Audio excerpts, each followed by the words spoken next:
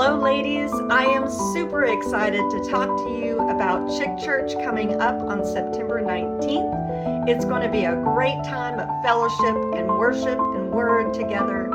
And you know, when our team first started dreaming up Chick Church, we wanted to create a space where women felt comfortable, where they felt like they could come together in fellowship, where we could worship together in unity, and where we could leave feeling loved, not only by each other, but by Jesus Christ our Lord.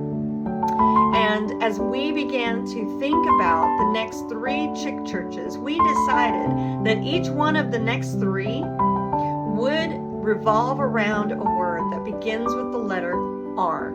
And this Chick Church, the word is rooted.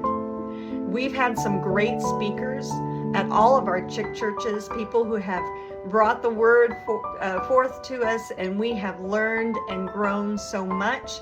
And I am privileged that I get the honor to be your speaker this time.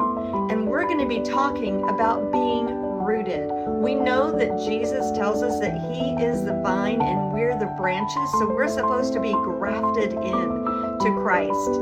But we also know that in Psalms it says we're supposed to be rooted like a tree planted by the water. And in Ephesians it tells us that we're to be rooted in love.